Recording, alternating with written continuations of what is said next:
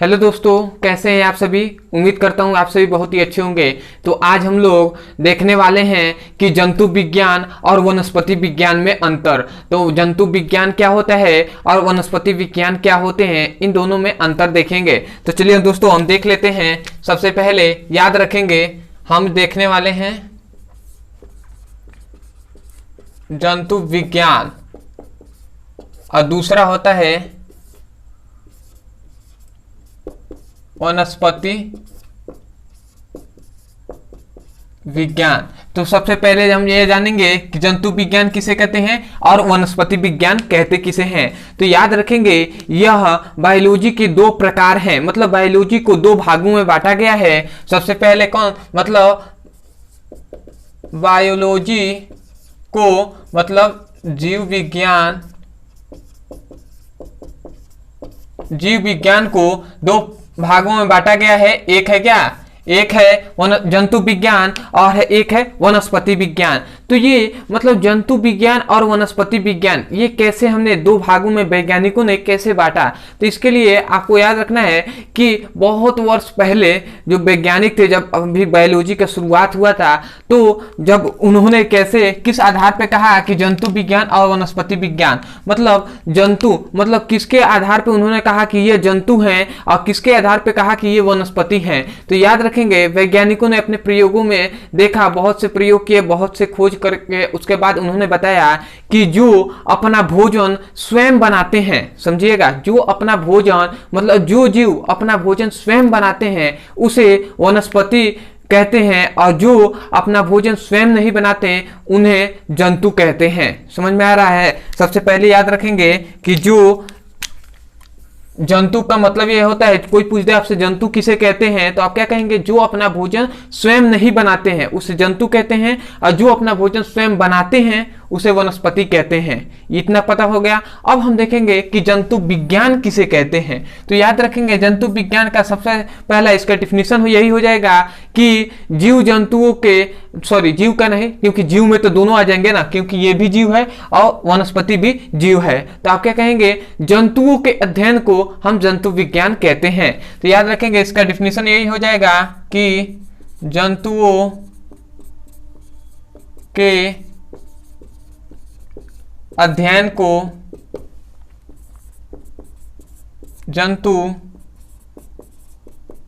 विज्ञान कहते हैं। ठीक है, याद रखेंगे मतलब जंतु विज्ञान किसे कहते हैं, जंतुओं के अध्ययन को हम जंतु विज्ञान कहते हैं। ठीक है, अब आता है वनस्पति विज्ञान कहते किसे हैं। वनस्पति तो आपने समझ लिया, वनस्पति किसे कहते हैं, जो अपना भोजन स्वयं बनाते हैं उसे वनस्पति कहते हैं। ठीक है, अब आता है वनस्पति विज्ञान किसे कहते हैं। तो याद रखेंगे इसका डिफिनेशन क्या होता है कि पेड़ पौधों के अध्ययन को वनस्पति विज्ञान कहते हैं। समझ में आया है ना। वनस्पति विज्ञान कैसे कहेंगे, तो कहेंगे पेड़ पौधों के अध्ययन को वनस्पति विज्ञान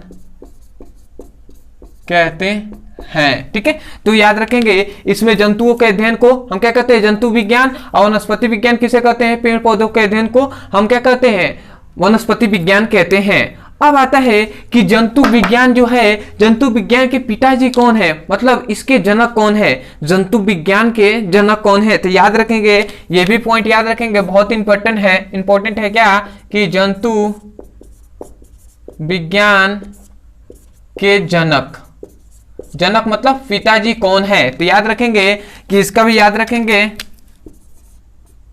अरस्तु नामक वैज्ञानिक है। ठीक है, जंतु विज्ञान के पिताजी कौन है, अरस्तु है, याद रखेंगे। और बायोलॉजी के भी पिताजी कौन है, मतलब जनक कौन है, तो अरस्तु है। इस पॉइंट को याद रखेंगे। ठीक है, अब आते हैं इसमें कि वनस्पति विज्ञान के जनक कौन है, वनस्पति विज्ञान के जनक कौन है, मतलब पिताजी कौन है। तो याद रखेंगे वनस्पति विज्ञान के पिताजी अर्थात जनक कौन है। तो याद रखेंगे इसका नाम है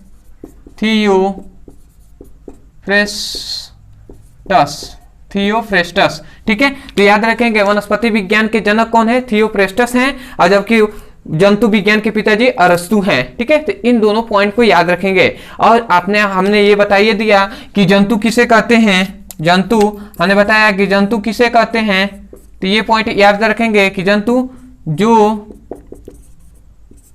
अपना भोजन स्वयं नहीं बनाते हैं, स्वयं नहीं बनाते हैं उसे जंतु विज्ञान जंतु कहते हैं। और वनस्पति किसे कहते हैं, वनस्पति किसे कहते हैं, वैज्ञानिकों ने क्या बताया कि जो अपना भोजन स्वयं बनाते हैं, ठीक है, उसे हम वनस्पति कहते हैं। आप जानते हैं पेड़ पौधे क्या करते हैं, प्रकाश संश्लेषण मतलब सूर्य के द्वारा ही क्या कर लेते हैं, वो अपना भोजन बना लेते हैं, जबकि जंतु स्वयं मतलब प्रकाश द्वारा प्राकृतिक द्वारा वो क्या वो अपने भोजन को नहीं बना पाते हैं, ठीक है।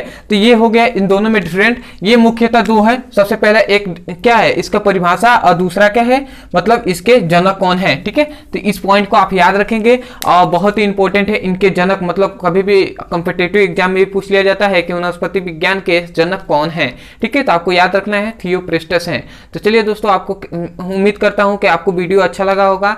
अगर इस वीडियो से आपको कुछ भी सीखने को मिला हो तो आप हमारे चैनल से जुड़ सकते हैं आगे पढ़ाई करने के लिए। और यदि आप क्लास 11th का अच्छे से पढ़ाई करना चाहते हैं, शुरू से एक एक चैप्टर वाइज सीक्वेंस में वीडियो को देखना चाहते हैं, तो डिस्क्रिप्शन में क्लास 12th बायोलॉजी का आपका 11th का मिल जाएगा लिंक, और वहां पे क्लिक करके आप वहां से जाकर सीक्वेंस में वीडियो को देख सकते हैं और अपने सुंदर से नोट्स बना सकते हैं। तो चलिए दोस्तों, मिलते हैं अगले वीडियो में। धन्यवाद। जय हिंद, जय भारत।